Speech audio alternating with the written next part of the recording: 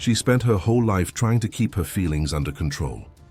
But on that rainy night, she let the pain guide her steps to a stranger.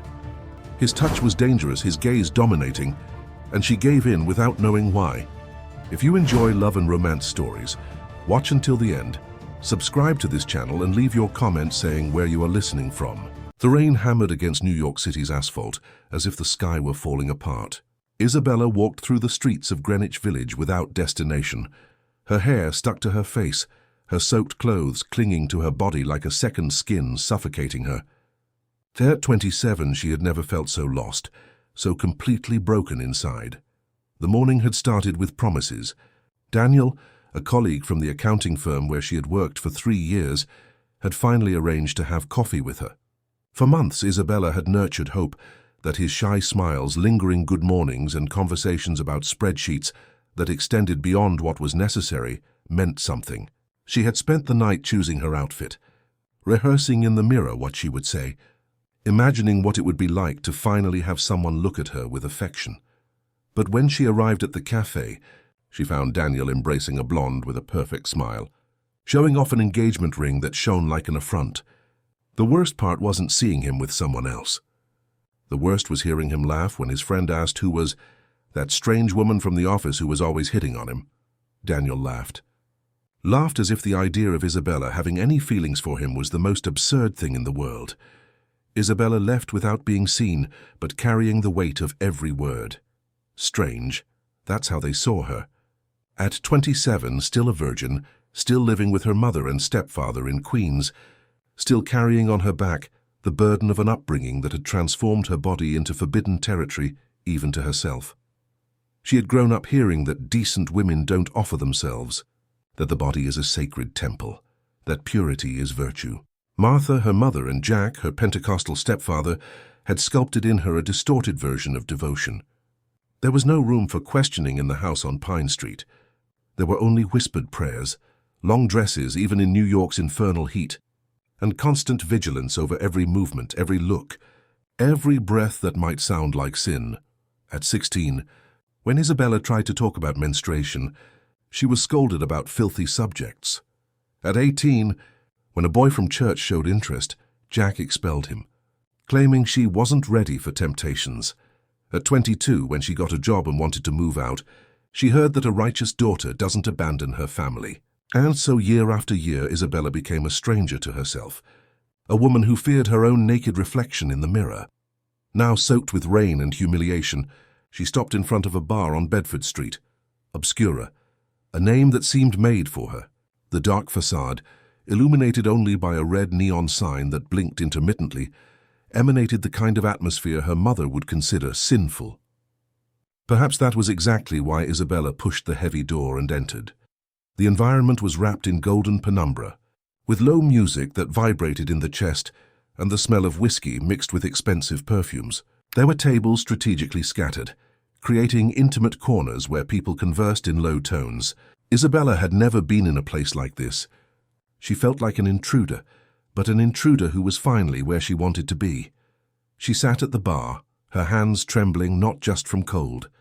The bartender, a man with a graying mustache and gentle eyes, approached with a discreet smile. "First time here, isn't it?" Isabella nodded, her voice caught in her throat. "What would the lady like to drink?" She had no idea. Alcohol was forbidden at home. "Something strong," she murmured. "Something that will make me forget who I am." The bartender studied her face for a moment, then prepared something in a short glass. The amber liquid burned her throat, but Isabella drank it all at once, as if each sip freed her from a layer of herself. That's when she felt the presence behind her. She didn't hear footsteps, didn't see a reflection in the mirror behind the bar. She just knew someone was there, radiating an energy that made the air seem denser, more charged with electricity. "May I?" The voice was deep, velvety, with a refined New York accent that denoted expensive education. Isabella turned slowly on her stool, and when her eyes met his, she felt as if the world stopped spinning for a second that lasted an eternity. Daniel Russell had the kind of beauty that haunted. Tall, broad shoulders filling a tailored suit that probably cost more than Isabella's annual salary. Dark hair combed back, jaw defined by a well-trimmed beard, but it was his eyes that hypnotized her.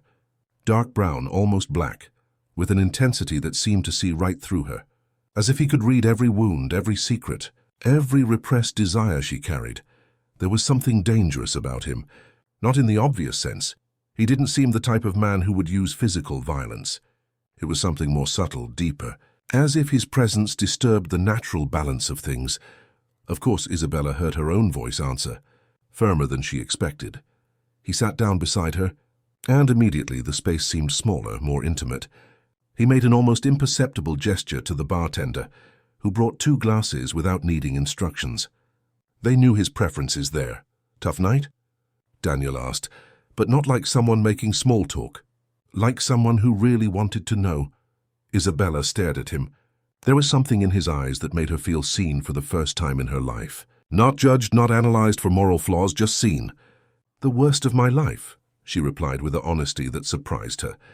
He nodded as if he understood perfectly. Sometimes we need to break to discover what we're made of inside. His words echoed in her in a way that no sermon, no well-intentioned advice had ever done. Isabella drank again, feeling the alcohol soften the sharp edges of her pain. "Do you believe that?" she asked. "I believe some people spend their entire lives trying to be who others want them to be. And when they finally stop, they discover they no longer know who they are." Daniel swirled the liquid in his glass, studying her. "But you're here." "That's already a beginning." Isabella laughed, a bitter sound. "I'm here because I have nowhere else to go." "No," he said, his voice low and certain. "You're here because you decided to stop running from yourself." His gaze pierced through her, and Isabella felt something awakening inside her. Something that had been suffocated for so long that she had forgotten it existed. Desire. Not just physical, but the desire to be touched, to be wanted, to matter to someone. "I don't even know your name," she murmured. "Daniel," he said, extending his hand. When she touched his fingers, it was as if an electric current ran through her entire body. "Isabella, Isabella," he repeated, as if testing how her name sounded in his voice. A beautiful name, strong. She had never felt strong. But in the way he said it, she almost believed it. The conversation flowed as if they had known each other for years. Daniel didn't ask invasive questions about her life, didn't try to convince her of anything. He was just present, intensely present, as if at that moment there was nothing more important in the world than hearing her speak. When Isabella looked at the clock, it was almost 2 in the morning. The bar was practically empty, just the 2 of them and the bartender who cleaned glasses with automatic movements. "I need to go," she said, but her voice lacked conviction. "Do you?" Daniel asked, and there was something in his tone that made her question if she really needed anything beyond what she was feeling at that moment. Isabella looked him in the eyes and made a decision that would change her life forever. "No," she whispered. "I don't need to go." The smile he gave was small but completely transformed his face. "Then stay." And for the first time in 27 years, Isabella chose to stay. Daniel's apartment was in the Upper East Side, in a glass and steel building that mirrored the city lights like a modern jewel, encrusted in the heart of New York. Isabella had never been in a place like this, the kind of home that appeared in decoration magazines, where every object seemed to have been chosen by an interior designer who charged more for a consultation than she earned in a month.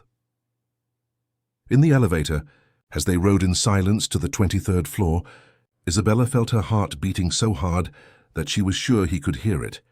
Her hands were shaking, and she couldn't decide if it was from nervousness, excitement, or terror. Maybe it was all at the same time. Daniel remained beside her, radiating a calmness that contrasted with the storm forming inside her. When the doors opened directly into the private hall of the apartment, Isabella held her breath. The space was spacious, minimalist, with huge floor-to-ceiling windows that offered a panoramic view of the city. New York stretched out below like a sea of blinking lights, and she felt simultaneously insignificant and powerful. "It's beautiful," she murmured, approaching the window. "It's lonely," Daniel replied behind her, and there was something in his voice that made her turn to look at him. He had removed his jacket, loosened his tie. Even so, he maintained that erect, controlled posture, as if relaxing completely was something he didn't allow himself. "But his eyes!" His eyes devoured her in a way that made Isabella feel naked, even fully clothed. "Would you like something to drink?" he asked, heading to a bar built into the wall. "I don't know if I should. I've already drunk more today than in my entire life." Daniel stopped what he was doing and studied her. "What kind of life have you had, Isabella?" The question was simple, but the way he asked it, with an almost painful intensity, caught her off guard. No one had ever asked about her life with such genuine interest. "The kind of life where you learn to hide from yourself," she replied, again surprised by her own honesty. Daniel served 2 glasses of what looked like expensive whiskey, approached her and offered one. When their fingers touched around the glass, Isabella felt that same electric current as the first time. "And why did you decide to stop hiding today?" Isabella took a sip, feeling the liquid burn her throat. "Because I discovered that spending my whole life trying to be good didn't make me happy. It just made me invisible. You're not invisible to me." The way he said this, low and intense, made something contract in her belly. Isabella had never felt desire before, not really. She had confused affection with passion, kindness with attraction. But this was something completely different. It was hunger. It was need. It was as if her body was finally waking up after decades of forced sleep. "Daniel, tell me. I don't know how—" He put his glass on the coffee table and approached slowly, as if she were a frightened animal that might flee at any sudden movement. "Never what? I've never been with anyone. I've never done anything. I've never even—" Isabella swallowed hard, feeling her face burn with shame. "You must think it's ridiculous. A 27-year-old woman who—" Daniel placed a finger under her chin, forcing her to look him in the eyes. "I think it's brave. You're here, aren't you? With me. After a lifetime of learning to be afraid." "I'm terrified," she confessed. "I know. But you're here anyway." His hand slowly rose to her face, his fingers tracing the line of her jaw with a delicacy that contrasted with the intensity of his gaze. Isabella closed her eyes, allowing herself to feel that touch for the first time without guilt, without fear of sinning. "May I kiss you?" he asked, and there was something almost reverent in his voice. Isabella opened her eyes and found him studying her face as if it were a work of art. "Yes," she whispered. The kiss began gentle, almost hesitant. Daniel seemed to be mapping her lips, learning her taste, respecting her rhythm. But when Isabella sighed against his mouth and her hands gripped his shirt, something changed. The kiss deepened, became more urgent, more desperate. Isabella felt as if she were coming undone and rebuilding herself at the same time. Each of his touches awakened nerve endings she didn't know existed. When he gently pulled her lower lip between his teeth, she moaned softly, and the sound seemed to break something in him too. "Are you sure?" he asked against her lips, his breathing uneven. "I'm sure I want to stop being afraid," she answered. Daniel smiled, the first truly disarmed smile she had seen from him, and picked her up with an ease that made her feel small and protected. His bedroom was as minimalist as the rest of the apartment, dominated by a king-size bed with immaculate white sheets. He placed her standing beside the bed and began to unbutton his own shirt, unhurriedly, maintaining eye contact with her the whole time. Isabella watched each movement, hypnotized by the gradual revelation of his tanned skin, the defined muscles of his chest and abdomen. "Your turn," he said softly. With trembling fingers, Isabella began to open the buttons of her rain-soaked blouse. Daniel didn't rush her, didn't try to help. He just observed with a patience that made her feel precious, desired, as if each centimeter of revealed skin was a gift. When she hesitated at the last piece of clothing, he approached again. "We have all night," he murmured against her ear. "We have all the time in the world." But they didn't, and deep down Daniel knew this better than anyone. What happened next was a slow dance of discoveries. Daniel guided her with infinite patience, showing her pleasures she didn't even imagine existed. His hands were firm but gentle, his mouth a constant revelation. He made her moan, sigh, arch in ways she had never imagined her body was capable of.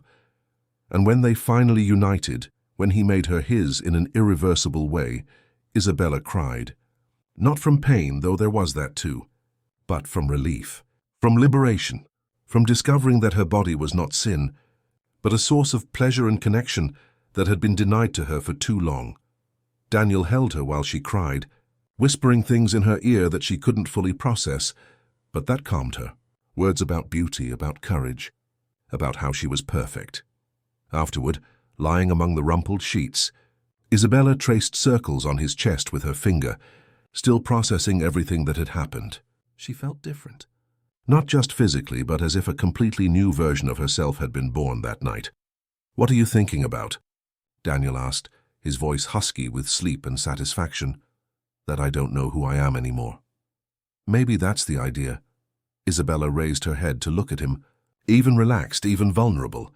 There was something about him that intrigued her, a layer that she felt but couldn't decipher. "And you? Who are you, Daniel?" For a moment, something passed through his eyes, something dark, complex, but it quickly disappeared, replaced by a smile that didn't quite reach his eyes. "I'm someone who was waiting for you to appear."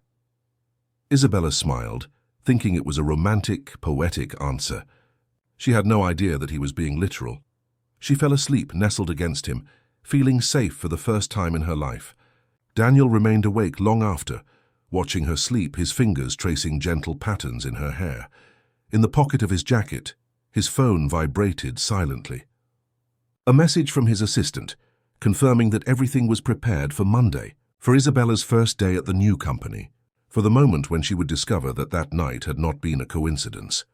Daniel looked at the woman sleeping in his arms, the woman he had meticulously orchestrated to meet, to seduce, to possess, and for the first time in years, he felt something that might be remorse, but not enough to stop.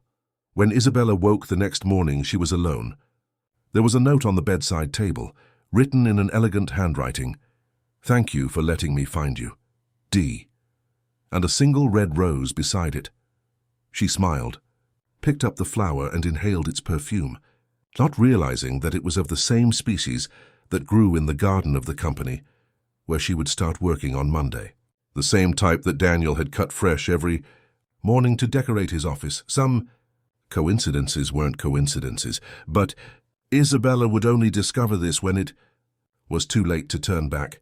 Monday arrived with New York's clear sky, as if Friday's rain had washed away not only the streets, but also all of Isabella's uncertainties. She woke up different. She felt different. Each movement of her body carried the memory of Daniel's touches. Each breath brought back the smell of his skin, the taste of the kisses that had transformed her from girl to woman in a single night.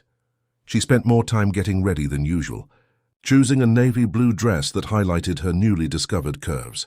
In the mirror, she saw a woman she didn't completely recognize.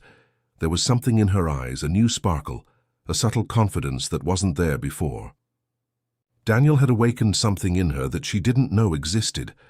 During the weekend, she had reread his note dozens of times, keeping the red rose between the pages of a book as if it were a sacred treasure. Part of her hoped he would call, send a message, appear at her door. Part of her was afraid that it had all been a dream too intense to be real. Russell Enterprises occupied an entire skyscraper in the financial district, a mirrored glass tower that reflected the morning sun like a golden blade cutting the sky. Isabella had passed by the building several times in the last 3 years, going to her old job at the small, cramped accounting office 3 blocks away, but had never imagined that one day she would enter through those imposing doors. The transfer had been a surprise. On Thursday, the eve of the day that changed her life, her supervisor called her to say that Russell had specifically requested her services for a special project in the finance department. The salary was 3 times higher, the position more prestigious, the opportunities infinitely better. She had signed the papers without questioning much, too grateful for the chance to start over to investigate the reasons. Now, standing in the marble hall of the ground floor, watching well-dressed executives walk with determined haste, Isabella felt like an imposter. The leap in her professional life seemed too big, too fast. But perhaps that's how true changes happened. Suddenly, like lightning on stormy days. On the 40th floor, a blonde and impeccable receptionist directed her to a meeting room where other new employees awaited orientation. The welcome speech was conducted by a middle-aged woman named Helen, Human Resources Director, who explained the company structure, corporate values, internal policies. Russell Enterprises is a family company, Helen explained. founded 50 years ago by patriarch Lawrence Russell, now administered by his grandson, our CEO Daniel Russell. He's a visionary man, demanding but fair. You will have the honor of meeting him personally this morning." Isabella smiled upon hearing the name. Daniel. What an interesting coincidence that the CEO had the same name as the man who had transformed her life 2 days before. She thought about how she would tell him this when they met again, if they ever did. The door to the room opened, and Helen straightened in an attentive position. "Employees, I would like to introduce you to our CEO." Isabella turned casually in her chair, still smiling at the thought about the coincidence of names. The smile died on her lips when she saw who was entering the room. It was him. It was Daniel. Her Daniel, the man who had held her face between his hands while making her moan with pleasure, who had whispered sweet words in her ear while completely possessing her, who had left a rose and a romantic note on her bedside table. Except now he wore an impeccable grey suit, perfectly combed hair, the erect and authoritative posture of someone who commands empires. And his eyes passed over her as if he had never seen her before in his life. Isabella felt the world spin around her. The air seemed to escape from her lungs, and she had to grip the edges of the chair to avoid fainting. It wasn't possible. It couldn't be coincidence. It couldn't be. "Good morning, everyone," Daniel said, his voice filling the room with the same authority that emanated from his presence. "Welcome to Russell Enterprises. We hope each of you contributes to the growth and success of our company." His eyes scanned the group, pausing briefly on each face, evaluating, cataloguing. When they reached Isabella, there was no recognition, no warmth, not even a pause. He looked at her with the same professional courtesy he had dedicated to the others. Isabella wanted to scream. She wanted to stand up and ask if he had gone crazy, if he was playing with her, if that night had meant anything. But she remained motionless, frozen in the horror of the understanding that was beginning to form in her mind. Daniel continued talking about corporate goals and performance expectations, but Isabella wasn't listening anymore. Her mind was working frantically, trying to process the impossibility of the situation. How could he be there? How could he act as if he didn't know her? And mainly, how had she slept with her new boss without knowing? The meeting ended, and the employees began to disperse to their respective departments. Isabella remained seated, her legs too shaky to support her. Helen approached her with a professional smile. "Ms. Isabella Sanders, you have been assigned to work directly with the executive department. Mr. Russell requested that you be personally introduced to his assistant." Isabella nodded mechanically, following Helen through the luxurious corridors until they reached an elegant anteroom where a young man with glasses organized papers on an immaculate desk. "Robert," Helen called, "this is Isabella Sanders, the new financial analyst who will work directly with Mr. Russell's reports." Robert smiled and extended his hand. "Nice to meet you. Mr. Russell mentioned that you are very competent. Your reputation precedes you." Isabella shook his hand, confused. "My reputation?" "Yes, he said he personally researched your professional background before requesting your transfer. Apparently he was very impressed with your work." Isabella's world collapsed a little more. He had researched her, had requested her transfer. None of that was coincidence. Where is my desk?" she managed to ask. "There," Robert pointed to an elegant workstation right in front of the double doors of the main office. "Mr. Russell likes to have the main team always in sight. He is very attentive to details." As if summoned by the conversation, Daniel emerged from his office carrying a folder. He stopped upon seeing Isabella, and for the first time since the meeting his eyes lingered on her. "Ms. Sanders," he said, approaching with measured steps. "I hope you are adapting well." Isabella stared at him, looking for any sign that this was some kind of game, some cruel joke. But his face remained impassive, professional. "Very well, thank you, Mr. Russell." "Excellent. Robert has some reports that I need you to analyze by the end of the day. Can you start now?" "Of course." He nodded and returned to his office, closing the door behind him. Isabella remained standing, looking at the closed door, trying to process what had just happened. Robert placed a stack of documents on her desk. "Don't worry if it seems intimidating at first," he whispered conspiratorially. "Mr. Russell is like that with everyone. Very professional, very reserved, but he's a fair boss. Isabella sat at her desk pretending to examine the papers while her mind raced. Over the next few hours, she observed Daniel through the glass walls of his office. He answered phone calls, received visitors, conducted meetings. He didn't look in her direction even once. But with each movement of his, Isabella relived memories of Friday night. The hands that now leafed through contracts were the same ones that had explored every inch of her body. The mouth that now gave precise orders was the same one that had whispered sweet words against her skin. The man who now completely ignored her was the same one who had held her face between his hands and said he had been waiting for her to appear. Around 5 in the afternoon, when Robert went out to get coffee, Daniel opened his office door. "Mrs. Sanders, could you come here for a moment?" Isabella rose with trembling legs and entered his office. It was spacious, elegant, with a stunning view of the city. The walls were decorated with expensive abstract paintings and corporate awards. It was the type of environment that breathed power and success. Daniel closed the door behind her, and for the first time since the morning, they were alone. "Can you explain what the hell is going on?" Isabella exploded, unable to contain herself anymore. Daniel walked calmly to his desk, leaned against the edge and studied her with that intense look she remembered so well. "Going on what exactly? Don't pretend you don't know me." "Friday night, the bar, your apartment, she choked, the words refusing to come out. "Friday night was very special," Daniel said calmly. "But that was personal. This here is professional. I hope you know how to make the distinction." Isabella stared at him, incredulous. "Distinction? You made me sleep with you and then brought me to work at your company. That's not distinction. That's manipulation. Nobody made you do anything, Isabella." His voice remained controlled, but there was a dangerous energy beginning to emanate from him. "You made choices. We both did. You knew. You knew who I was even before meeting me at that bar." Daniel didn't deny it. He just looked at her with those dark eyes that seemed to see right through her. "And now?" Isabella asked, hating how vulnerable her voice sounded. "What happens now? Now you work for me, and you work very well or you're out." The coldness in his voice was like a slap. Isabella felt tears burning behind her eyes but refused to let them fall. "You are a son of a bitch," she whispered. For the first time, Daniel smiled. A small, almost imperceptible smile, but one that completely transformed the energy between them. "Probably, but you're still here." And that was the truth Isabella didn't want to admit. Even furious, even betrayed, even confused, she was still there. Still felt that magnetic attraction that pulled her to him like gravity. "Why?" she asked. "Why me?"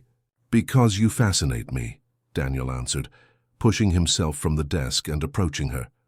"And because I want you." When he stopped right in front of her, Isabella could feel the heat radiating from his body, the familiar smell of his cologne. It would be so easy to lean forward, touch his shirt, let herself be carried away again. Instead, she took a step back. "It's not going to work like this." "Not with me." "No?" Daniel tilted his head, studying her. "We'll see." Isabella left the office with shaky legs and a racing heart, feeling his eyes on her back like a promise and a threat at the same time. She had no idea that she had just taken the first step in a much more complex and dangerous game than she could imagine. The following weeks became an exquisite torture of unresolved tension and subtle psychological games that made Isabella question her own sanity. Daniel was a master in the art of maintaining professional distance while exercising a silent control that left her constantly on alert, as if walking on a tightrope over an emotional abyss. During the day, he was the impeccable CEO. He always arrived before 8 in the morning, greeted the team with formal politeness, conducted meetings with military efficiency. But there were moments, brief, almost imperceptible moments, when Isabella felt the weight of his gaze like a physical caress. She could be concentrating on spreadsheets, and suddenly a strange sensation would make her look up to find him standing in the doorway of his office, observing her with that intensity that reminded her of the night when he had held her wrists above her head while whispering her name like a prayer. The first flower appeared in the second week. A single red rose on her desk, without a card, without a signature, without explanation. Robert swore he didn't know where it had come from, and Isabella discreetly asked colleagues, but No one admitted knowledge about the mysterious delivery. She knew it was him. It had to be. But when she confronted Daniel during a meeting about budgets, he merely arched an eyebrow and asked if she had considered that perhaps she had a secret admirer in the building. His tone was perfectly neutral, but there was something in his eyes, an amused, possessive gleam, that confirmed her suspicions. "Secret admirer," she repeated, trying to keep her voice professional while other executives leafed through reports around the table. "You're a very attractive woman, Ms. Sanders. I'm sure you haven't gone unnoticed by the men in the company." The way he said attractive made something contract low in her belly. It was a safe, corporately appropriate word, but the way his lips moved when pronouncing it brought back vivid memories of the night, when he had murmured much more explicit things against her skin. The flowers continued to appear. Always red roses. Always in the same place. Always without explanation. Once a week, sometimes twice. Isabella began to arrive early at the office, hoping to catch who was leaving them, but they were always already there, as if they had sprouted from the very air during the night. Worse than the flowers were the inexplicable promotions. In 1 month, Isabella was transferred from junior analyst to senior. In the monthly meeting with directors, Daniel casually announced that she would be responsible for auditing the company's most important accounts, a responsibility that normally took years to achieve. "Ms. Sanders has demonstrated an exceptional aptitude for financial analysis," he explained to a group of surprised executives. "I believe she has exactly the kind of fresh perspective we need in this department." Helen from HR discreetly raised a question about promotion protocols, but Daniel silenced her with a look that admitted no discussion. "I trust my judgment about talent," he said, simply. Isabella felt all eyes on her during these meetings. Some colleagues whispered in the corridors about favoritism, about how a new employee had gotten so many opportunities so quickly. She wanted to scream that she hadn't asked for any of this, that she was being manipulated as much as they were. But she couldn't explain without revealing the truth about that night. Daniel seemed to delight in her discomfort. During presentations, he asked questions that forced her to demonstrate her competence, but always with a tone that suggested professional admiration. "Excellent analysis, Ms. Sanders. Your eye for detail is remarkable." The pause before remarkable lasted only a fraction of a second, but it was enough to make Isabella remember how he had praised other details about her. The messages began in the 3rd week. Small notes left among her papers, written in an elegant handwriting she recognized. "Your presentation today was impressive. You're blooming exactly as I expected. Or the blue of that dress highlights your eyes. I bet you didn't imagine someone would notice." Isabella kept the notes in a locked drawer, obsessively rereading them during lunch breaks. Part of her hated how they made her feel, wanted, special, as if she were the only woman in the world who mattered to him. Another part of her burned with anger at being so easily manipulated. The last straw came when Daniel began to appear in her life outside the office. The first time, she was shopping at the supermarket near her home when she saw him at the end of the cereal aisle, studying a box of granola, as if it were the most fascinating thing in the world. When their eyes met, he smiled politely and waved, as if it were a perfectly normal coincidence. "Isabella, what a surprise to find you here." "Daniel, what are you doing in this neighborhood?" "Visiting a client who lives nearby. Took the opportunity to do some shopping." He lifted the basket, which contained exactly the items that a person would buy if they wanted to appear to be genuinely shopping, but without any real coherence. "Is this a good supermarket?" "Yes, it is." They chatted for a few minutes about trivialities, the quality of the products, the prices, the traffic. Perfectly normal conversation between two colleagues who met by chance. But Isabella felt a growing strangeness. The supermarket was 20 kilometers from the office, in a middle-class residential neighborhood where there was no important company. What kind of client would Daniel have there? The second time was at the gym.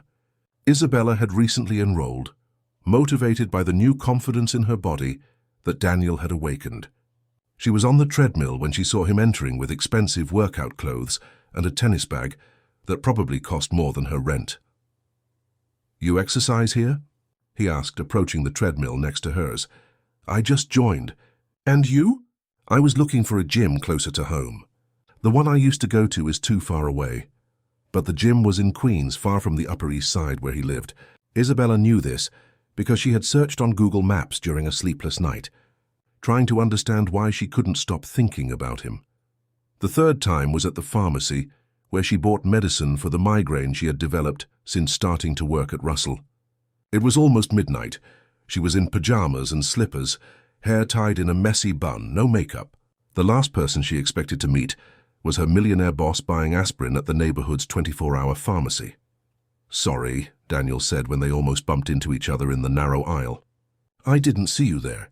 But he had looked directly at her before turning the corner. Isabella was sure of it. "Insomnia?" he asked, noticing the bottle of melatonin in her hand. "A bit of stress at work," she replied, watching him carefully. "I'm sorry to hear that. Perhaps we should talk about your workload. We don't want our most talented employees to burn out." The way he said talented made her shiver. It wasn't professional praise. It was something much more personal, much more possessive. That night, lying in bed in her small apartment, Isabella finally admitted to herself that she was being stalked. Not in the traditional way. There were no threats, no violence, nothing that could lead to the police. But Daniel Russell was deliberately inserting himself into her life in ways that couldn't be coincidence. And the worst part was that part of her liked it. Part of her felt special for being the object of so much attention from such a powerful man. Part of her relived that night every time he looked at her in a certain way. Part of her wished he would stop pretending and simply corner her against a wall and kiss her until she forgot why she was furious. But that scared her more than anything. She was beginning to lose the ability to distinguish between desire and manipulation, between attention and obsession, between passion and control. The next morning, there were 2 roses on her desk instead of 1, and a note that simply said, "You look beautiful when you're confused." Isabella looked through the glass walls to Daniel's office. He was on the phone, but his eyes were fixed on her.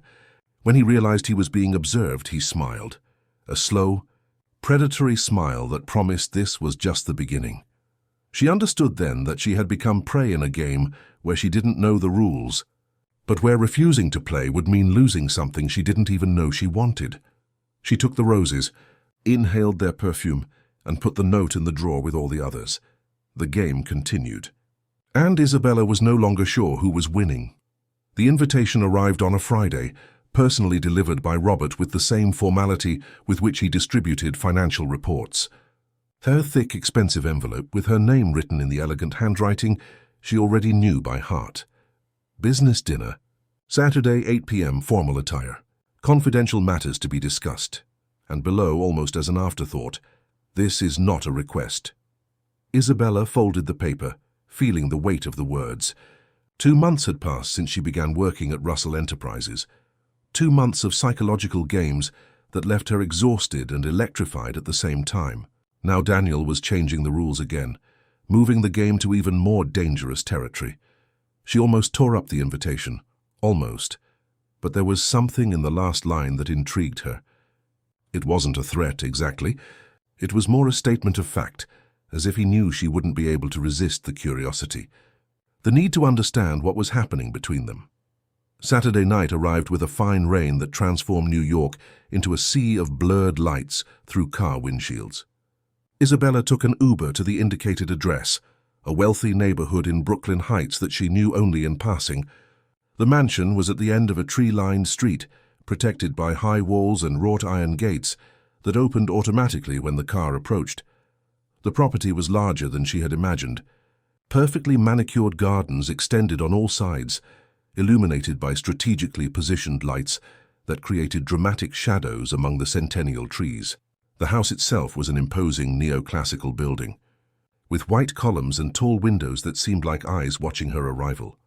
Daniel was waiting for her at the main door, wearing a dark suit without a tie, the shirt open at the collar in a studiedly casual way. He seemed relaxed, but Isabella had already learned to read the nuances of his body language. There was tension in his shoulders, a contained energy that suggested that this night was important to him in some way. "You came," he said, as if there was doubt.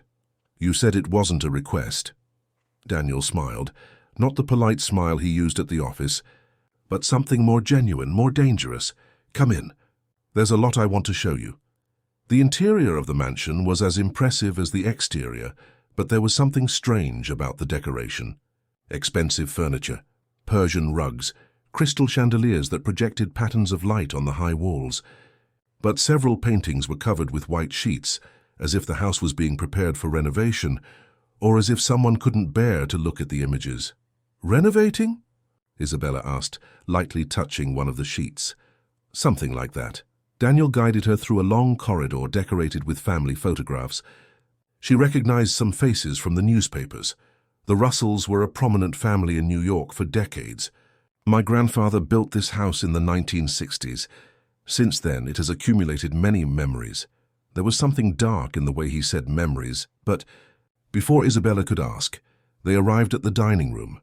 A huge table dominated the space, set for two people with fine porcelain and crystals that reflected the light from silver candelabras. It was too intimate for a business meeting, too romantic for a professional discussion. "Daniel, why am I here?" He pulled out a chair for her, his fingers accidentally brushing against her shoulders when she sat down. The touch was brief, but enough to send waves of heat through her body. "Because we need to talk away from curious ears. And because," he paused, pouring red wine into her glass, "because I haven't been able to stop thinking about you since that night." The raw honesty of the confession caught her off guard. For 2 months he had maintained a facade of professionalism, playing his subtle games of power and seduction. Now, alone in his house, the masks were beginning to fall. "Then stop," she said, her voice sounding stronger than she felt. If it were that simple.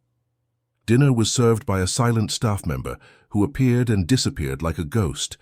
Elaborate dishes that Isabella barely touched, too distracted by the intensity of Daniel's gaze. By the way, he observed her every movement as if memorizing details. They talked about everything and nothing. Books, movies, trips he had taken and she dreamed of taking. Daniel was a fascinating conversationalist when he lowered his guard, intelligent and cultured, with dry humor that made her laugh despite herself. For moments, Isabella almost forgot the strange circumstances that brought them there. After dinner, he led her through more corridors, pointing out works of art and telling stories about the family. But there were areas of the house that remained closed, doors that he passed by quickly without commenting. "What's in those rooms?" she asked when they passed a double door locked with an old chain. "Things from the past that are better left there." "What kind of things?" Daniel stopped and looked at her for a long moment. "You're very curious, Isabella. Sometimes curiosity can be dangerous." There was a tone of warning in his voice, but also something that seemed almost hope, as if he wanted her to insist, to force revelations that he couldn't make voluntarily. They finally reached his private office, a vast room lined with books from floor to ceiling, with an old fireplace and leather armchairs that seemed decades old. A huge desk dominated the center, covered with papers organized in precise stacks. Daniel served cognac in 2 cut crystal glasses and settled into one of the armchairs, gesturing for her to sit across from him.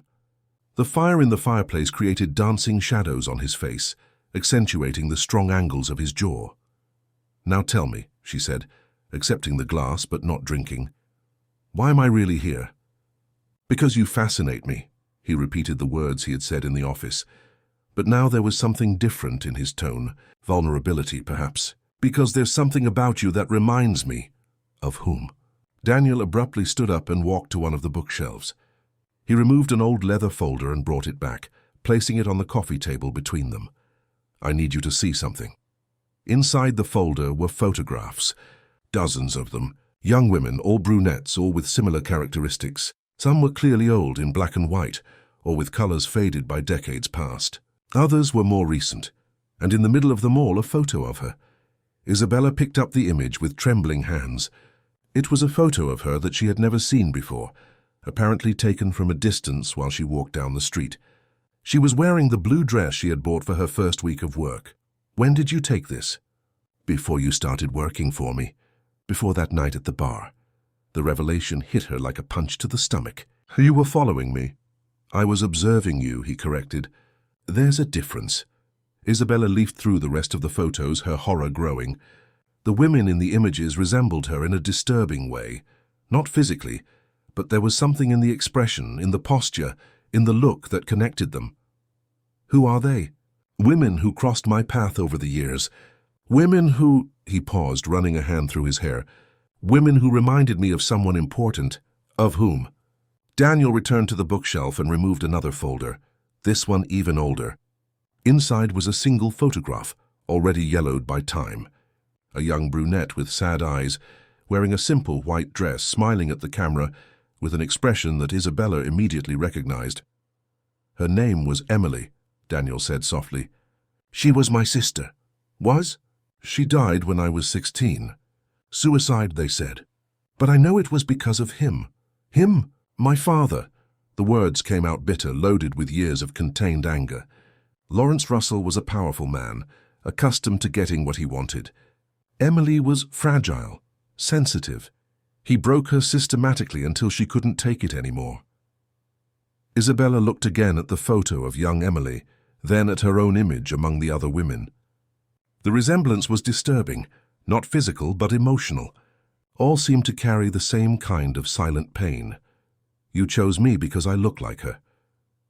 I chose you because there's something in your eyes, Daniel said, approaching and kneeling beside her armchair.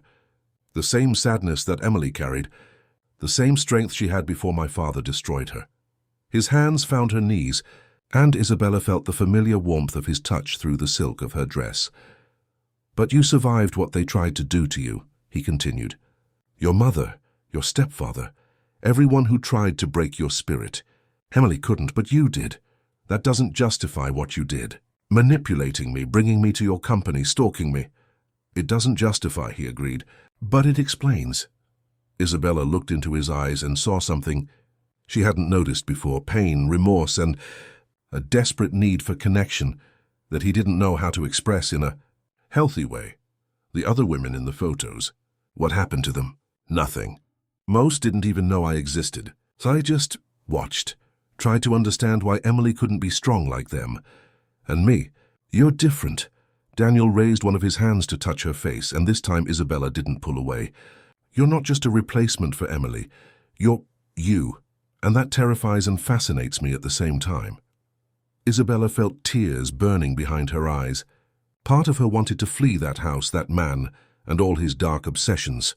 But another part, a part she barely wanted to admit, understood the pain that motivated him. She too had been broken. She too carried wounds that had never completely healed. This is sick. Daniel, I know. You need help. I know. And I need to leave. I know. But his hands didn't let her go. But you won't. And he was right. Even knowing she should walk out of that house and never look back, Isabella couldn't move. There was something between them that went beyond logic, beyond morality, a connection that was part salvation and part mutual destruction. Why not? She whispered. Because you're also looking for someone who understands your pain. And I understand. When he kissed her this time, it was different from the first night. There was no urgency or desperate passion. There was recognition. Two damaged souls finding each other in the dark. And Isabella knew, even as she melted into his arms, that she was crossing a line from which there would be no return. What began as disturbing revelations transformed into a night of intense passion that left Isabella questioning everything she believed she knew about herself. In Daniel's arms, between the silk sheets of his bed, she discovered that there was something deeply erotic in shared vulnerability, in the way he touched her, as if she were simultaneously sacred and sinful. This time, when they made love, it was with an intensity that bordered on desperation. His hands explored every inch of her body, as if he were memorizing a work of art that might disappear at any moment. And Isabella responded with a hunger that frightened her, arching against him, whispering his name like a confession. "You're dangerous," he murmured against her neck while she was still trembling in his arms. "Me?"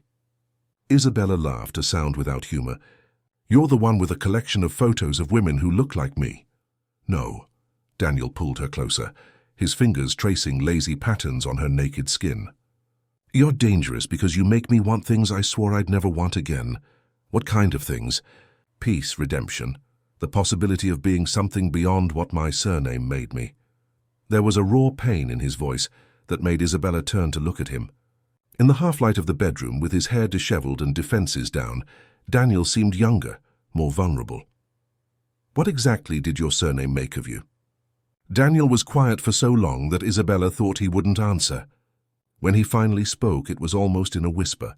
My grandfather Lawrence started the family business in questionable ways. Land acquired through coercion, contracts established with threats, competitors who simply disappeared when they became too much trouble. He paused. My father continued these traditions, and I inherited an empire built on very dark foundations. Isabella felt a chill in her stomach. Are you talking about organized crime? I'm talking about powerful men who believed that power gave them the right to everything, including the women in their families. The implication about Emily hung in the air between them, heavy and nauseating. Why are you telling me this? Because you deserve to know who I really am before deciding if you want to stay. Isabella studied his face in the dim light. And who are you, really? A man trying to clean up his family's sins. A man who sometimes uses questionable methods for ends he believes are just. Daniel turned to face her completely. A man obsessed with a woman who should have the intelligence to run from him. The brutal honesty made him more irresistible than any sweet lie could have done. Isabella knew she should be horrified, that she should put on her clothes and leave that house immediately. Instead, she leaned in and kissed him with a tenderness that surprised them both. You can't scare me away, she whispered against his lips. I can try harder. You can. They made love again, this time slowly, as if they had all the time in the world. Daniel worshipped her with a reverence that made Isabella feel like a goddess, whispering words in Italian that she didn't understand, but that sounded like prayers. The next morning, Isabella woke up alone again, but this time there was more than a rose and a note. On the bedside table was a small velvet box containing a delicate gold chain with a pendant, a small wolf with green, eyes that watched her with feline intensity. The note simply said, so you never forget that you belong to someone who will always protect you. Isabella put on the chain, feeling the weight of the pendant against her skin like a mark of ownership. Part of her should be offended by the possessive implication, but she wasn't. She was excited. The following weeks established a new dynamic between them. During the day, they maintained the professional farce, but now there was an undercurrent of sexual energy that made each interaction seem charged with electricity. Daniel found excuses to touch her subtly, a hand on her back while passing by her desk, fingers that lingered when delivering documents, looks that lasted seconds too long during meetings. Isabella wore the chain he had given her under her blouses, and sometimes caught him looking at the base of her neck as if he could see it through the fabric. In those moments, she would discreetly touch the pendant and saw his eyes darken with desire. But there were also more subtle changes. Daniel began to include her in high-level meetings, introducing her as his specialized financial consultant. She had access to documents she should never see, reports on transactions that raised disturbing questions. On a Thursday afternoon, while reviewing the accounting books of one of Russell's subsidiaries, Isabella found strange discrepancies. Large sums of money being transferred to shell companies, payments to consultants who had no official records of existence. When she questioned Daniel about this, he neither denied nor confirmed her suspicions. Some transactions are better not investigated too deeply, he said, taking the papers from her hands. Trust me, and if I can't trust, then you leave. His voice was calm, but there was a tension in his posture that suggested the possibility terrified him. Isabella didn't leave. Instead, she began to make her own discreet investigations, using her skills as an accountant to track the flow of money through the various family companies. What she discovered made her sick. Russell Enterprises was clean.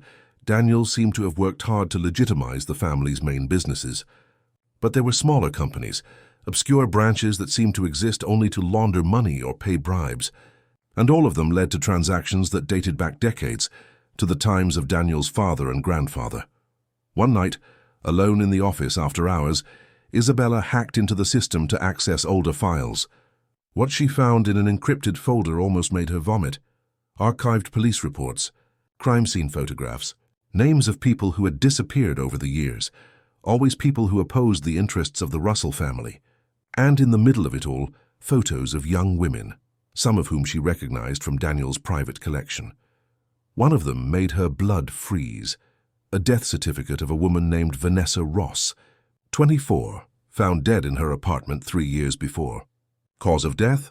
Drug overdose. But in the margins of the report, someone had handwritten, "Problem solved, L.R. Lawrence Russell." Daniel's father. Isabella printed the documents with trembling hands, keeping them in her purse.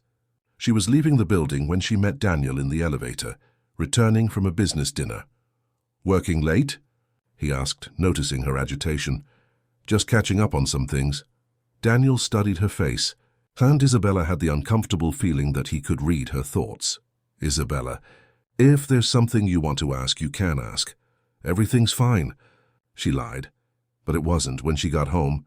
Isabella spread the documents on her dining table and tried to process what she had discovered. Daniel's family wasn't just involved in questionable business. There were dead people. There were real crimes, and she was sleeping with the heir to all of it. Worse still, she was falling in love with him. Her phone rang, startling her. A message from an unknown number. "If you want to know the truth about Daniel Russell and what happened to the women in that collection, meet me tomorrow at 3 p.m. at Café Tribeca in Greenwich Village. Come alone." A friend? Isabella looked at the scattered documents, then at the gold chain on her neck. The wolf pendant seemed to be watching her accusingly. She knew she should ignore the message, tell Daniel, trust him as he had asked. But the image of Vanessa Ross's death certificate was burned into her mind. Vanessa, who looked like Emily, who looked like her. The next morning, Isabella woke up with a black rose on her desk at the office. There was no note this time, just the somber flower that seemed like a warning or a prophecy. When she looked at Daniel's office, he was standing at the window, watching the city below. He didn't greet her, didn't smile. He just stood there, motionless like a statue, and she had the unsettling feeling that something had changed during the night. At 2:45 p.m., Isabella left for what she said was a medical appointment. Daniel didn't question it, but she felt his eyes on her back as she left the building. Café Tribeca was packed with young hipsters and local artists. The type of place where a conversation would be easily masked by the ambient noise. Isabella chose a table in the back and ordered a coffee she didn't touch, her nerves in tatters. At 3:15 p.m., when she was almost leaving, a man approached her table. Tall, blonde, with visible scars on the left side of his face, wearing expensive but worn clothes. Isabella Sanders. She nodded and he sat down without being invited. "My name is Lucas Ross," he said, and the surname made her stomach contract. "Vanessa was my sister." Isabella swallowed hard. "What do you want?" "Justice, truth, and your help to get both."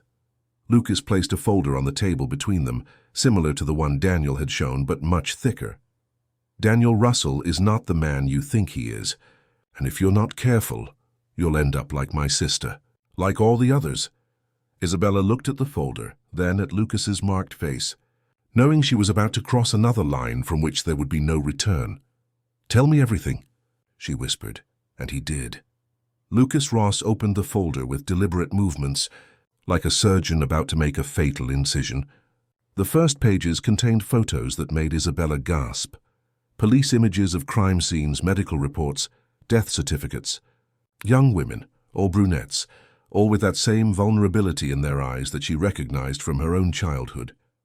"My sister Vanessa was a dancer," Lucas began, his voice controlled but loaded with repressed pain. "She was 24 when she met Lawrence Russell at a charity party. He became obsessed with her overnight."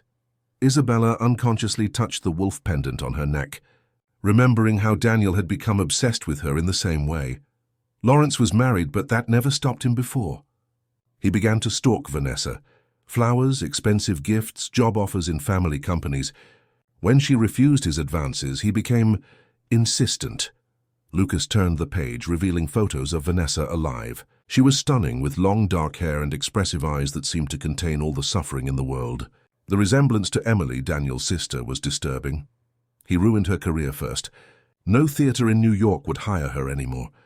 Then it was her personal life. Friends who stopped calling. Family who began to receive veiled threats. Lawrence was patient, methodical. He knew that eventually she would have no choice but to accept his protection. And did she accept? For a time. What choice did she have? He installed her in an expensive apartment, gave her a life of luxury in exchange for availability. Lucas spat the word as if it were poison.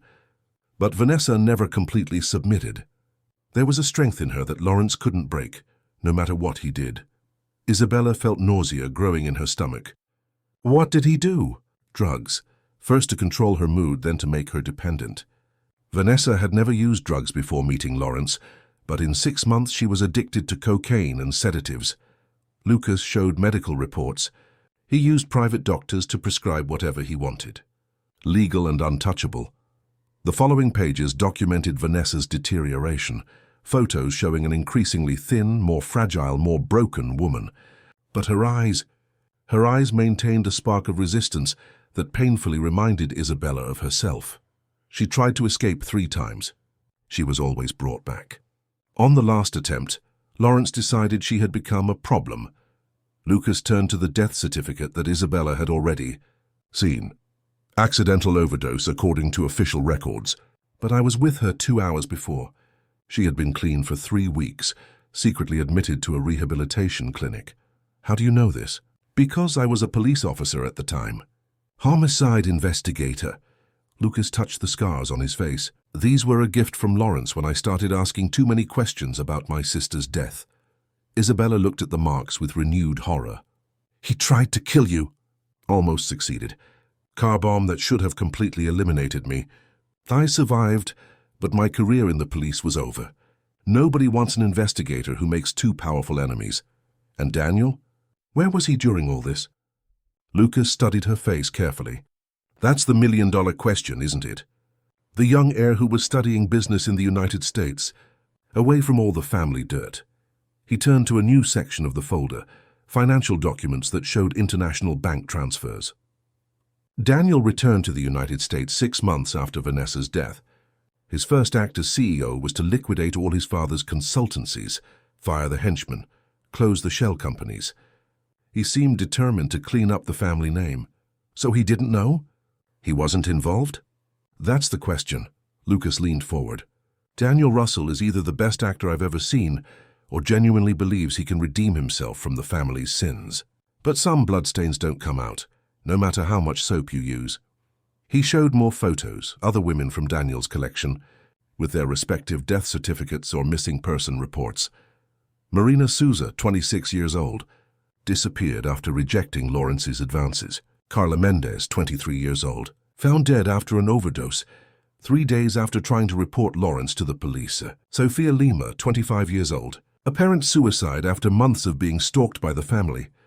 Each name, each face was a punch to Isabella's stomach.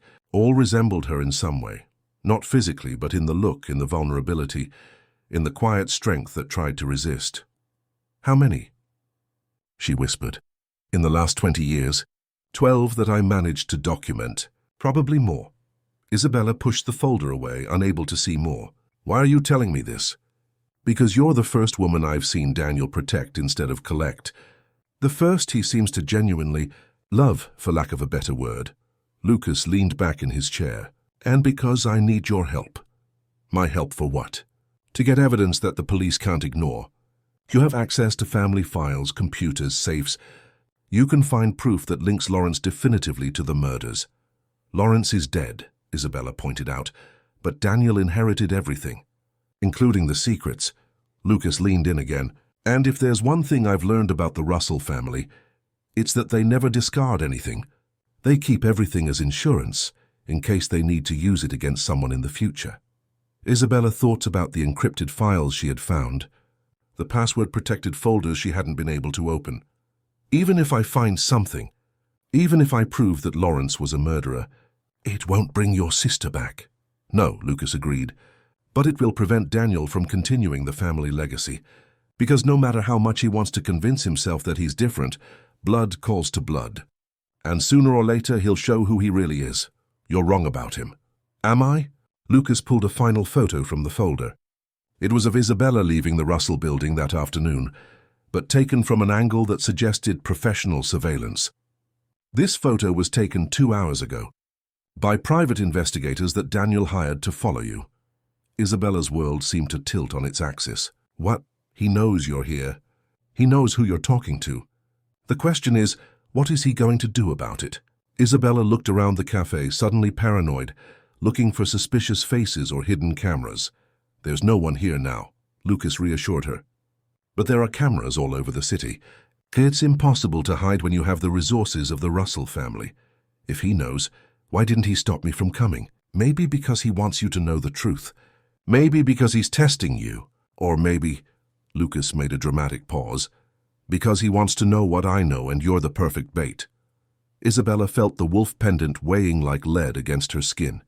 A mark of ownership, he had said. But maybe it was more than that. Maybe it was a collar. "What do you want me to do?" Go back to him. Act normally, and when you have the opportunity, look for evidence. Anything that definitively proves Lawrence's crimes. Lucas slid a card across the table. "This is my number. Use only in emergencies.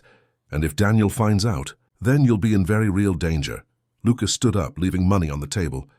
"But if you do nothing, other women will die. Maybe you'll be next." After he left, Isabella remained alone in the cafe, looking at the closed folder and trying to process everything she had heard. Daniel had lied to her about so many things, manipulated her in so many ways. But there was something genuine in the way he touched her, the way he looked at her in the most intimate moments. Either she was falling in love with a man trying to redeem himself, or she was being seduced by the heir to a legacy of murders. Her phone vibrated. A message from Daniel. "Hope your medical appointment went well. I'm thinking of you." Isabella looked at the message, then at the folder, then at the pendant on her neck. She was at the crossroads between love and justice, between faith and evidence, between salvation and destruction, and she had no idea which path to choose. She put the folder in her purse and walked back to the office, feeling as if she were carrying the weight of 12 dead women on her shoulders. New York City stretched around her, indifferent to the personal drama unfolding in its corridors of power. When she reached the Russell building, Daniel was waiting for her in the lobby. He smiled when he saw her, a genuine and affectionate smile that made her heart tighten with pain and confusion. "How was the doctor?" "Fine," she lied, kissing him lightly on the lips as she had learned to do. But for the first time, his kiss didn't make her forget everything. Instead, it made her remember all the women who had kissed men of the Russell family and never had the chance to regret it. The days following. The meeting with Lucas transformed Isabella into a version of herself she didn't recognize. During the workday, she smiled at Daniel, participated in meetings, made love with him in stolen moments in the office after everyone had left. But inside, she carried the weight of 12 dead women like a stone in her chest that grew with each hour. She began to observe him differently, looking for signs of the violence that might be hidden beneath that facade of reformed businessman. But Daniel continued to be the same man who treated her as if she were made of porcelain and gold, gentle, possessive, intense. If there was a monster sleeping inside him, it was very well hidden. The opportunity Isabella was looking for came on a Friday.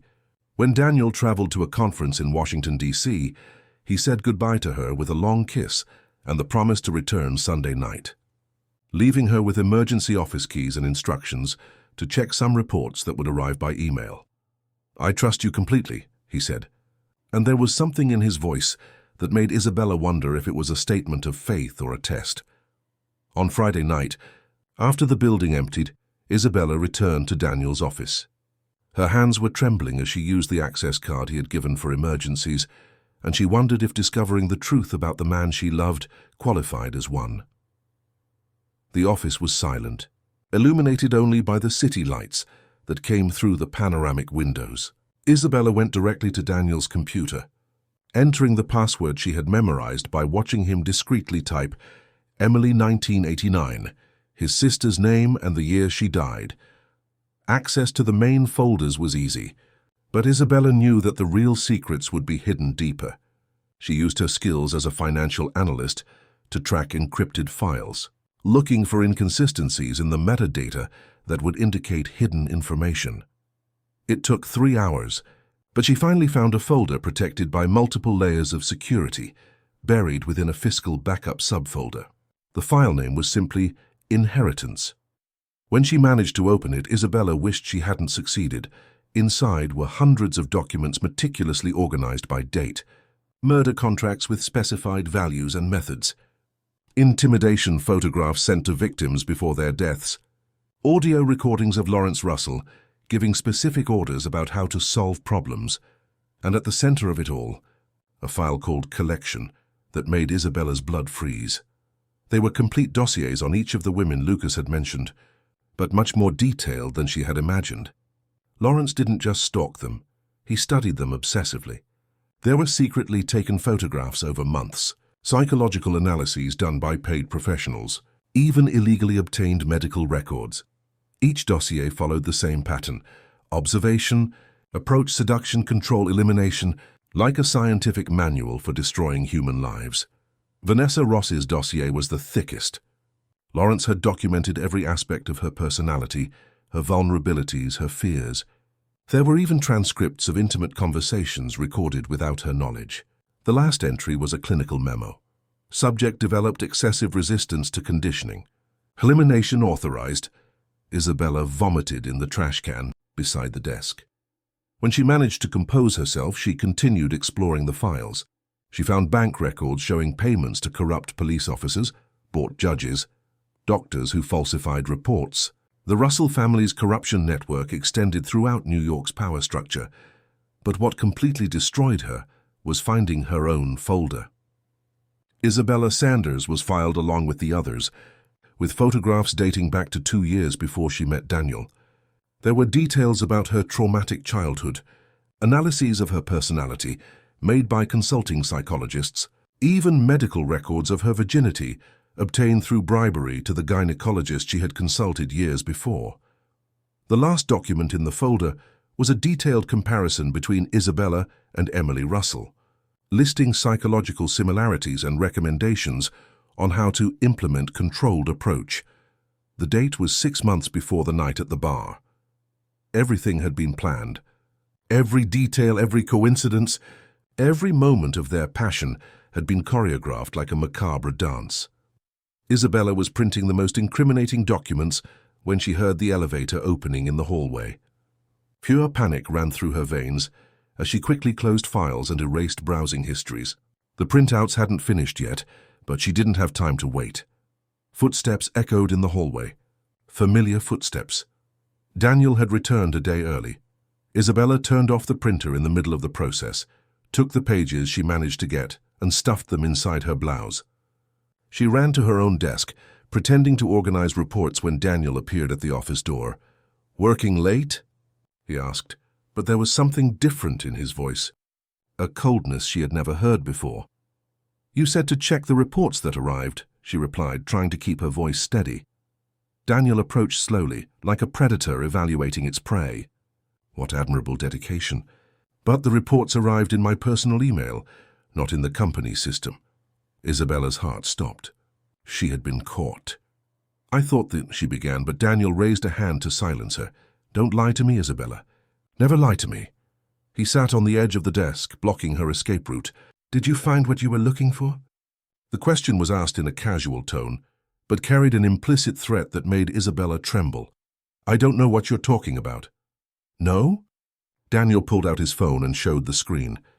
There was a photo of her entering the cafe where she met Lucas, followed by another leaving. "Perhaps this will help your memory." Isabella looked at the photos, then at Daniel's face. There was nothing left of the gentle lover she knew. There was only a dangerous man who had been betrayed and no longer had reasons to pretend. "Lucas Ross is a desperate man who blames my family for his own inadequacy," Daniel said, putting away the phone. "He lost his sister, lost his career, lost his dignity, and now he wants to drag you into the same hole. The women in the files, Daniel. The dossiers. The murder contracts. You saw my father's files. It wasn't a question. That I kept as evidence of his crimes, not as an instruction manual. Evidence? Or trophies?" The question came out before Isabella could censor herself. Daniel remained motionless for a long moment, studying her face as if seeing her for the first time. "Do you really believe I'm like him?" There was pain in his voice, but also something darker. Disappointment, perhaps, or anger. "I don't know what to believe anymore," Isabella admitted. "My own folder was there, Daniel. You studied me like an insect before even meeting me. I studied you because I needed to be sure. Sure of what? That you were strong enough to survive me. The answer caught her off guard. What does that mean? Daniel stood up and walked to the window, looking at the city below. It means that every man in the Russell family destroys what he loves. It's a curse that passes from father to son for 3 generations. My grandfather destroyed my grandmother. My father destroyed my mother and killed Emily, and He turned to look at her. I destroyed you. You didn't destroy me. No. Daniel laughed, a bitter sound. You're here in the middle of the night, looking for evidence to incriminate me. You're terrified, confused, don't know who to trust. If that's not destruction, what is? Isabella had no answer for that. The other women, she finally said, they really died because of your family. Because of my father. I was in the United States when it all happened, but that doesn't absolve me. I returned to find an empire built on bones, and I've spent the last 5 years trying to atone for crimes I didn't commit, but from which I benefited. And me? Was I just another atonement project? Daniel approached again, stopping right in front of her. You were the first pure thing that entered my life. The first person who looked at me and saw something beyond the Russell surname. And I corrupted you from the first moment. You didn't corrupt me, Isabella said, standing up to face him. You freed me. Freed you, or turned you into my prisoner? The words hung in the air between them, loaded with a truth that neither wanted to face. Isabella touched the wolf pendant on her neck, remembering what Daniel had written in the note. So you never forget that you belong to someone. What happens now? She asked. Now you choose, Daniel replied. You can take the evidence you found to Lucas, to the police, to whoever you want. You can completely destroy me and maybe get justice for the women my father killed. Or you can stay, knowing exactly who I am, where I come from, what blood runs in my veins. You can choose to love a man who may be irredeemably corrupted by his inheritance. Isabella looked into his eyes, searching for the truth. And if I stay? How can I know you won't destroy me like you destroyed the others? You can't know, Daniel said simply. It's a matter of faith. The word faith echoed between them like a prayer in an empty church. Faith. After everything she had discovered, after all the lies and manipulations, he was asking for faith. The scariest thing was that part of her still wanted to give it. I need time to think, she finally said. Of course. Daniel stepped back, giving her space. But Isabella. Yes? Remember that Lucas also has his own motives. He doesn't just want justice. He wants revenge. And sometimes they're the same thing, but not always. Isabella nodded and left the office with shaky legs, carrying in the folds of her blouse enough evidence to destroy the man she loved. On the street, she stopped under a light post and reread some of the documents she had printed. Each page confirmed the worst fears about the Russell family, but also revealed something that Lucas had omitted. Daniel had spent the last 5 years methodically dismantling his father's criminal empire, compensating families of victims, secretly cooperating with authorities to expose corruption networks. He wasn't continuing the family legacy. He was trying to destroy it from within. But did that absolve him of the methods he used with her? Of the manipulation, the surveillance, the way he orchestrated their entire relationship? Isabella folded the papers and put them in her purse, knowing that the next morning she would have to make the most important decision of her life, choose between love and justice, between faith and evidence, between the man Daniel was and the man he was trying to become, and pray that whatever her choice, she could live with the consequences. Isabella spent the entire weekend in her small apartment, the documents spread out on the kitchen table like tarot cards predicting a dark future. Daniel didn't try to contact her, respecting the space she had asked for, but his absence was almost tangible, as if she could feel his presence even at a distance. On Monday morning, she woke up knowing she had made a decision. She wouldn't choose between Daniel and justice. She would choose herself. She kept copies of the documents in a bank safe, sent others to a trusted lawyer with specific instructions, and returned to the office determined to confront Daniel one last time. But when she arrived at Russell Enterprises, she found the building in a state of alert. Extra security in the corridors, employees whispering in groups, a crisis energy that made everyone walk faster and talk lower. Robert intercepted her as soon as she exited the elevator, his usually calm face now tense with concern. Isabella, thank God you arrived. Mr. Russell has been waiting for you in his office since 6 in the morning. What happened? System invasion. Someone hacked the servers over the weekend and accessed confidential files. The IT department is in panic. Isabella felt her stomach sink. She had been careful, but perhaps not careful enough. If Daniel discovered she had copied the files, did he say anything about me specifically? Just that it was urgent. Robert lowered his voice. Isabella, there are rumors that the federal police will investigate the company. If that's true... She didn't let him finish, walking quickly toward Daniel's office. She knocked on the door and entered without waiting for a response. Finding him standing at the window with the rigid posture of someone prepared for war. "You came," he said without turning around. "Robert said it was urgent." "It is." Daniel finally turned, and Isabella saw that he hadn't slept. There was a tension in his eyes that reminded her of a cornered animal. "Lucas Ross wasn't content with just recruiting you. He invaded our systems and stole all the files my father kept. And that's bad? Depends on the perspective."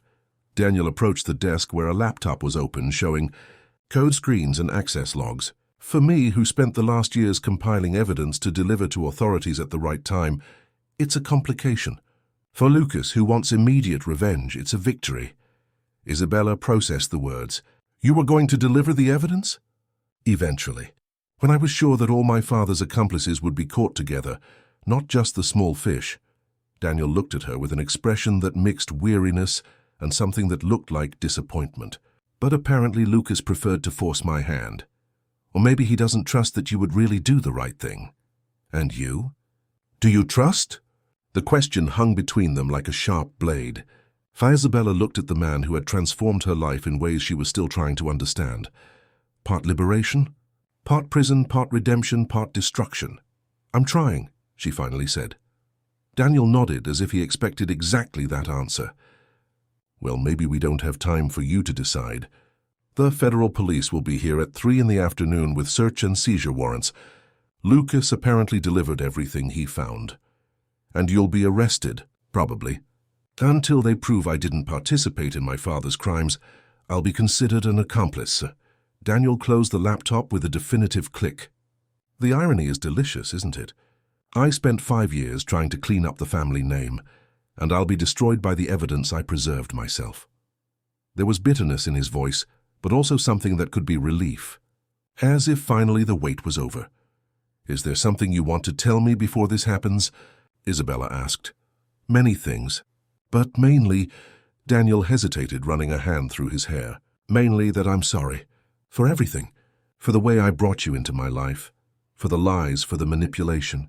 You deserved better. I did, but I chose to stay anyway. Why?"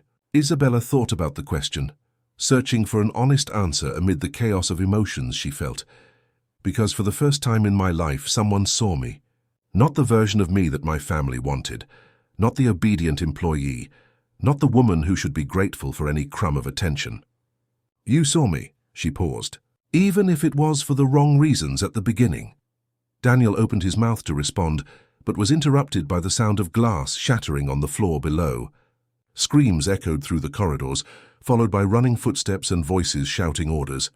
"Damn," Daniel muttered, running to the window. Down below, police vans surrounded the building, but something was wrong with the scene. Too much confusion, too much agitation for an official operation. The intercom on the desk crackled. "Mr. Russell, there are armed men in the lobby." "They're not police." "Repeat, they're not police." Daniel and Isabella looked at each other. "Lucas," they said at the same time. "Why would he come here?" Isabella asked. "Because delivering evidence to the police isn't enough for him. He wants direct confrontation." Daniel opened a drawer and took out a pistol, checking the magazine with efficient movements. "He wants to look me in the eyes when he destroys me. You can't solve this with violence. I can try to solve it without it. But Lucas didn't come here to talk." Daniel put the gun in the holster under his jacket. "You need to leave now." "I won't leave you." "Isabella, no." She placed herself between him and the door. "I've run away too much in life. From my family, from my fears, from myself. I won't run away from you too." Daniel's eyes softened for a moment.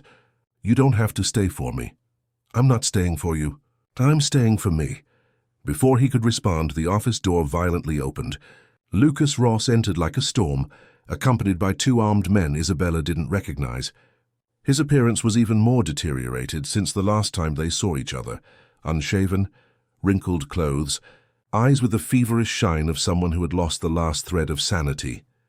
"Daniel Russell," he said, his voice loaded with a sick satisfaction. Finally face to face. "Lucas." Daniel remained calm, his hands visible and away from the gun. "You got what you wanted. The evidence is with the police. My father will be exposed for the monster he was. You don't need this." "I don't need it." Lucas laughed, a high-pitched and unstable sound. "You think legal justice is enough? Your father died in bed, surrounded by luxury, without ever paying for what he did. You inherited everything, the money, the power, the women." He looked at Isabella with contempt, "including this one. One more collectible for your private gallery." "Isabella has nothing to do with this," Daniel said, his voice hardening. "Doesn't she?" Lucas pulled out a folder and threw photos on the desk. "These are from your house, showing how you installed her in the same room where your father used to entertain Vanessa." Isabella looked at the photos and felt nauseous. They were images of Daniel's bedroom, but under a different light. Details she hadn't noticed before. A mirror positioned in a specific way, hidden cameras that could film the bed, a side door she had never seen open. "That's not true," she said, but her voice sounded weak even to her own ears. "Isn't it?" Lucas smiled. "Ask him about the recordings. Ask about the files marked with your name. Ask about the plans he made for you after he got tired." Isabella turned to Daniel, looking for denial in his eyes. Instead, she saw something that could be guilt. "Daniel?" There were cameras," he admitted reluctantly. "Inheritance from my father. But I never used them, never watched—" "Liar!" Lucas shouted. "I have the recordings. I saw how you study her, how you plan each move." He signaled to one of his men, who pulled a gun, pointing at Daniel. "You're exactly like your father, a predator who hides behind an expensive suit and pretty words." "Maybe you're right," Daniel said calmly. "Maybe I am exactly what you think. But that doesn't justify what you're doing." "No?" Lucas pulled his own gun. "Then what would justify it? Vanessa is dead. Other women are dead. And you continue alive, rich, powerful. Where's the justice in that?" Isabella watched the scene unfold, feeling as if she were watching a horror movie where she knew the ending. 3 armed men, each carrying years of pain and anger, ready to resolve everything with violence. And she was at the center, being used as justification for bloodshed. "Enough," she said, her voice cutting through the tension like a blade. Everyone turned to look at her, surprised by the firmness in her tone. "Enough of using dead women as an excuse for revenge. Enough of using my life as proof of crimes." Isabella walked to the center of the room, literally placing herself between the guns and the hearts. "You want to resolve this? Then resolve it. But don't use Vanessa or Emily or me as justification." "Isabella, get out of the way," Daniel said. "No." She looked first at Lucas, then at Daniel. "You two are so trapped in the past that you can't see the present. Lucas, you want revenge for your sister, but that won't bring her back. And Daniel, you want redemption for your father's crimes, but some sins can't be paid with good intentions. So what do you suggest?" Lucas asked, his gun still pointed at Daniel. "That I choose for myself. Not as a victim, not as a prize, not as a symbol. As an adult woman capable of making her own decisions." Isabella turned to Daniel. "You manipulated me, lied to me, used me, but you also freed me from a life that was slowly killing me. I can't forgive the first, but I can't deny the second." Then she turned to Lucas. "And you're so obsessed with revenge that you want to repeat the cycle of violence. Killing him won't honor your sister's memory. It will just create more pain. So what do you choose?" Daniel asked, his voice low. Isabella took a deep breath, feeling the weight of her decision not only on her own future, but on the lives of everyone in the room. "I choose the truth. I choose that the crimes be exposed, that justice be done, that the cycle of violence be broken." She looked directly into Daniel's eyes. "And I choose to love myself enough not to stay with a man who began our relationship with lies, no matter how much true love may have grown since then." The words came out like daggers, cutting not only Daniel but herself as well. But for the first time in her life, Isabella was choosing her own dignity above the fear of being alone. "You're making a mistake," Daniel said. pain evident in his voice. "Maybe, but it's my mistake to make." Lucas slowly lowered his gun, an expression of surprise crossing his face. "You're really leaving?" "I am. But first—" Isabella pulled the documents from her purse and placed them on the desk. "This is the evidence you two are fighting over. I've already delivered copies to the proper authorities. The rest is up to you." She walked toward the door, then stopped and turned one last time. "Daniel, you're not your father. But you're also not the man I needed you to be. And Lucas, your sister deserved justice, not revenge. I hope one day you understand the difference." And with that, Isabella Sanders walked out of the office, leaving behind not only two stunned men, but also the woman she had been, haunted, controlled, defined by the traumas of the past. The future awaiting her was uncertain, but for the first time it was entirely her own. 18 months later, Isabella was standing on the balcony of her new apartment in Soho, watching the sun set over New York City while drinking her morning coffee. It was a ritual she had developed since she began working as an independent financial consultant, a moment of quietude before facing the day, a way to connect with the woman she had become. The decision to leave Russell Enterprises and start from scratch had been terrifying and liberating at the same time. In the first months, she had slept poorly, questioning if she had made the right choice. But gradually, as she built her own career and discovered who she was when no one was controlling her narrative, peace began to settle in. Her phone vibrated with a news notification. Last executive of the Russell Corruption Network sentenced to 25 years in prison. Isabella read the headline without the pang of pain she felt in the first months after the scandal broke. The investigation had revealed a corruption network that extended for decades, involving politicians, judges, and businessmen. Dozens of people were arrested, families of victims received compensation, and reforms in the judicial system were implemented. Daniel had cooperated completely with the authorities, delivering not only the files he possessed, but also testifying against his father's former associates. He had spent 6 months in preventive detention before being released on bail, time he used to write a book detailing the family's crimes and his own process of awareness. Isabella had read the book, against her better judgment, but she had read it. In it, Daniel didn't paint himself as a hero or victim. He assumed responsibility for his actions, for his manipulation, for perpetuating a system that destroyed lives. But he also talked about redemption, not as something achieved with grand gestures, but as a daily work of choosing to be better. There was an entire chapter about her. The woman who taught me that loving someone means freeing them, not possessing them. He didn't use her name, but every word was clearly about her, about how she had transformed his understanding of what it meant to truly love. At the end of the book, there was a note.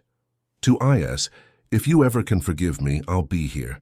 Not waiting for you, but becoming someone worthy of your choice. Isabella closed the book that day knowing she still loved him, but also knowing that this wasn't enough. Love without respect was possession. Love without equality was manipulation. And she had learned to value herself too much to accept less than she deserved. But as the months passed, she began to receive signs that Daniel was honoring his promise of change. Flowers appeared at her office, not possessive red roses, but simple daisies with notes that said things like, "Hope you are flourishing," or "Congratulations on the success of your new business." Never asking for anything, never pressing for a response. When she moved to the new apartment, she discovered that the cause of a banking failure had been mysteriously resolved, allowing her to get the financing. When she faced difficulties with a client who tried to intimidate her, the man suddenly backed off, citing unforeseen legal issues. Small protections, almost invisible, that suggested someone still cared for her from a distance. But the gesture that really touched her was discovering, through a lawyer, that Daniel had created a trust fund for the education of women victims of domestic violence in her name, not in the company's name, not as a publicity gesture, but personally using his own inheritance. The fund had already helped 43 women rebuild their lives. Why did he do this? She asked the lawyer. He said a wise woman taught him that breaking cycles of pain is more important than feeding cycles of revenge. That night, Isabella cried for the first time in months. Not from sadness, but from a complex emotion she couldn't name. Pride, perhaps, or hope. The reunion happened by chance or perhaps by destiny, depending on how one chose to see these things. Isabella was at a conference on business ethics when she saw him across the auditorium. Daniel was different, thinner, hair slightly longer, well-trimmed beard. But mainly, there was a different quality to his posture. Less arrogance, more humility.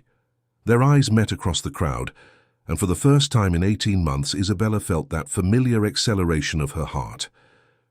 He smiled, not the predatory smile she remembered, but something softer, more real. He waved discreetly and turned his attention back to the speaker. After the conference, she found him in the hotel cafe, sitting alone with a book. "May I sit?" she asked.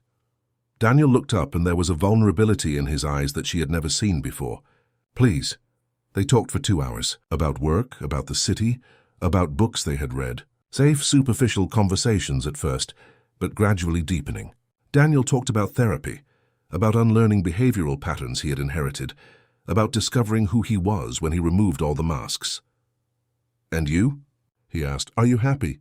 Isabella considered the question. "I'm learning to be. It's a process. I'm sorry," he said suddenly. "For everything. For the lies, for the manipulation, for starting our story in such a wrong way. You deserved better from the very first moment." "I did. But the person I was then might not have known how to recognize better if she saw it."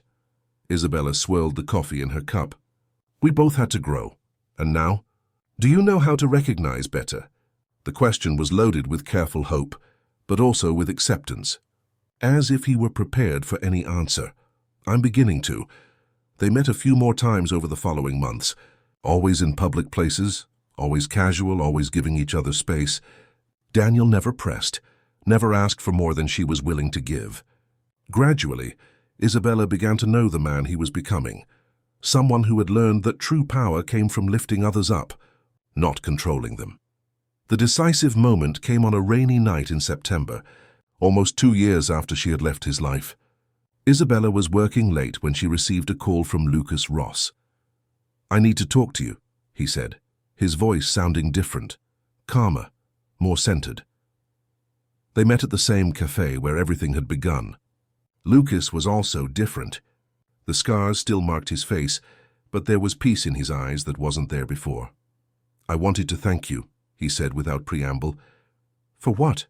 "For preventing me from becoming the monster I was chasing." Lucas smiled sadly. "When you walked out of that office, when you refused the revenge I thought I wanted, you forced me to see what I was becoming." "And what did you see?" "That I was using Vanessa's pain to justify my own anger, that I was dishonoring her memory with bloodlust." He paused. "I started therapy. I began working with families of crime victims, helping them navigate the legal system. It's what Vanessa would have wanted, helping others, not destroying more lives." Isabella felt tears in her eyes. "She would be proud of you." "I hope so." Lucas hesitated. "There's something else you should know. About Daniel." Isabella's heart accelerated. "What?" "He sought me out 6 months ago, wanted to apologize personally, not just for his father's crimes, but for the way he had conducted the whole situation. And then," Lucas smiled genuinely for the first time, "he offered to finance a support center for families of victims of violent crimes. In Vanessa's name." "He did that?" "Not only financed it. He works there as a volunteer every Thursday, uses his management skills to help the organization grow." Lucas leaned forward. "Isabella, I hated him for so long that recognizing his change was like swallowing glass. But he has changed. Genuinely." That night, Isabella walked the streets of New York for hours, processing everything Lucas had said. When she finally stopped, she was in front of the building where she had worked at Russell Enterprises. The building now housed several NGOs and non-profit organizations. Daniel had donated the space after the company was dissolved. Her phone rang. A message from Daniel. "I saw you pass by here. Is everything okay?" She looked around and saw him at the door of one of the organizations, wearing jeans and a simple shirt, looking younger than she remembered him. "I'm fine," she replied. "Want to talk?" Isabella looked at him across the wet street. This man who had been her ruin and her salvation, her prison and her liberation. For so long she had thought of him in absolute terms. Hero or villain, love or obsession, salvation or destruction. But real people were more complex than that. They were capable of growth, of change, of becoming better versions of themselves. "Yes," she said. "I want to talk." They walked to a small 24-hour cafe that she used to go to when working late at the office. But this time they sat as equals, two people who had been broken and rebuilt themselves, who had made mistakes and learned from them. "Why didn't you tell me about the volunteer work?" Isabella asked. "Because I'm not doing it for you. I'm doing it for myself, for the victims, for Emily's memory." Daniel held his coffee cup, his hands steady. "I learned that true change can't be performative. It has to come from within." And did it? "Every day I choose to be better than I was yesterday. Some days I succeed, others I fail. But the direction is always forward." Isabella studied his face, looking for signs of the manipulative man she had known. Instead, she saw someone who had been forged by fire and emerged transformed. "If I chose to give us a chance," she said carefully, "it would be different, completely different. I hope it would be. The old version of us was based on lies and unhealthy needs. Any new version would have to be built on honesty and mutual respect. And would you be capable of that? Of loving me without trying to control me?" Daniel leaned forward, his eyes meeting hers. "Isabella, you taught me that loving someone means wanting them to be the best version of themselves, even if that version doesn't need you. I spent 2 years learning to love you by letting you go. I don't know how to go back." The words echoed between them, loaded with a truth that made Isabella's heart both race and calm at the same time. "I still love you," she finally admitted. "Even after everything, even knowing better, I still love you. And I love you back. But this time I let you choose what to do with that love." Isabella smiled, tears forming in her eyes. "I choose to try, slowly, carefully, building something new with the broken pieces of what we had before." Daniel extended his hand across the table, not to pull her close, but offering it as a choice. Isabella looked at the hand, the same one that had once possessed her, that now offered partnership. She took it. "To new beginnings," he said. "To conscious choices," she replied. And for the first time, Isabella Sanders and Daniel Russell began something together, not based on obsession or need, not born of trauma or manipulation, but built on foundations of respect, growth, and mature love.